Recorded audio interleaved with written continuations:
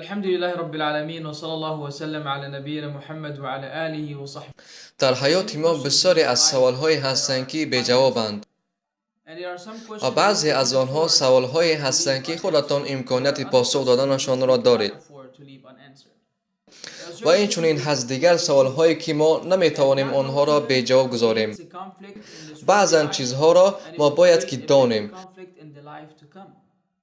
زیرا در نادانستن این ما را امروز یا فردا بر اعتراض‌ها می‌برد در این کارها. این چنین از سوال‌هایی که ما باید پاسخ گوییم، این به ذمه هر یک شخص است، نوابست از قوم، از ملت و دیگر چیزهایی که انسان‌ها را در این روزها از هم جدا می‌کند. و این چیزی که پیش از همه هر یک ما باید بدانیم، همچنین مقصد حیات انسان چیست؟ برای چی ما اینجاییم؟ چرا من اینجایم؟ برای تو این موعظه ها تماشا داری؟ این برای وقت گذرانی است. تو همین را طلب میکنی که حیات گوناگون را در خودت تربیت کنی. این ناممکن است که حیات شما در مرز باشد و هر کی چیزی میخواهید خود انجام دهد.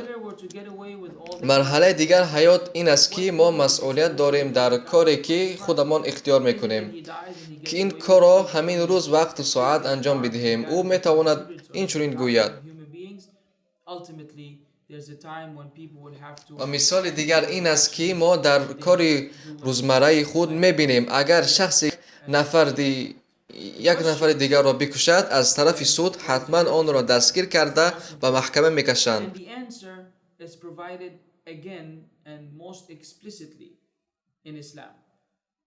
و سوال امروزه ما که خیلی مهم است، این حیات پیامبر صلی الله علیه و سلم است. اسلام قانونهای خود را دارا می باشد که شرحش هیچگاه خطا نیست از طرف کسی که این را میخواهد یا میشنود.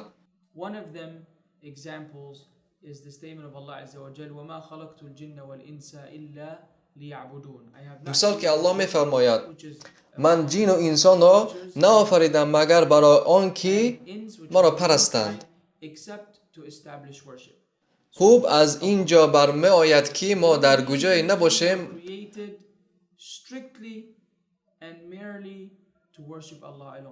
ما را می باید که الله را پرستش کنیم.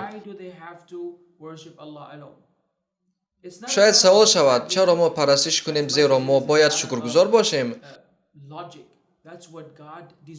خالق خود را ما پرستش میکنیم،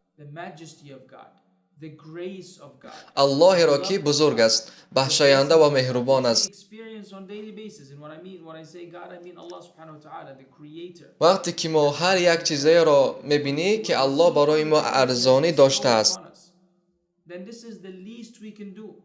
ما حس میکنیم که سپاسگزاری ما نسبت الله را کم است. ما در این دنیا برای سنجش آفریده شده ایم.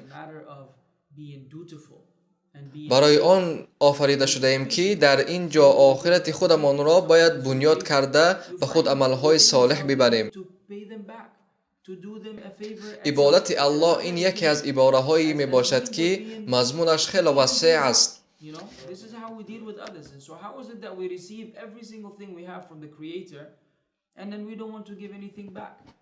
که برای هر یک شخص گوناگون فهم است. مثال برای سالمان دیگر، برای معیوبان دیگر است.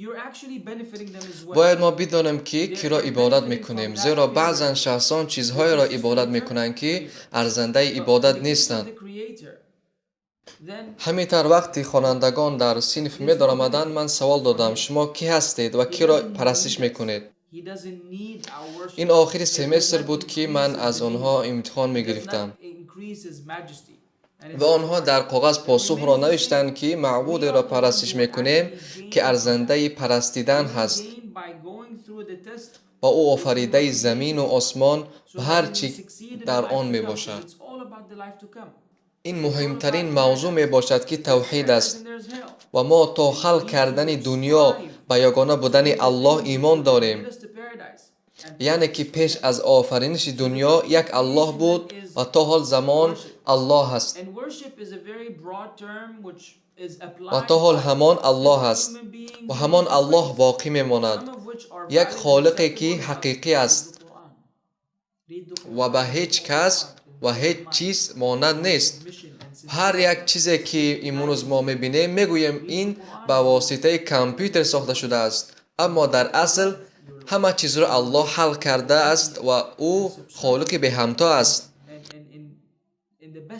و هر یک چیزی که شما میخواهید بدانید که این را کی ساخته است. شما در روز جزا آن را میبینید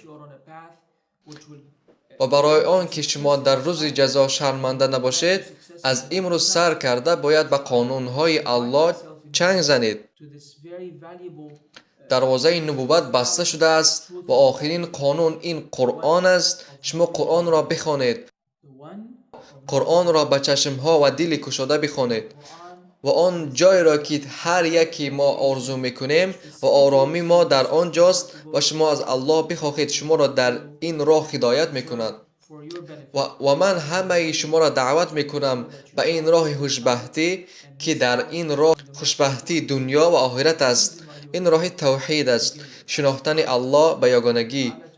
و من از هر کدامی میخواهم در راه خداشناسی، راه محمد صلی الله علیه و سلم قدم گذارید تا الله سبحانه و تعالی شما را در این راه استوار نگه دارد.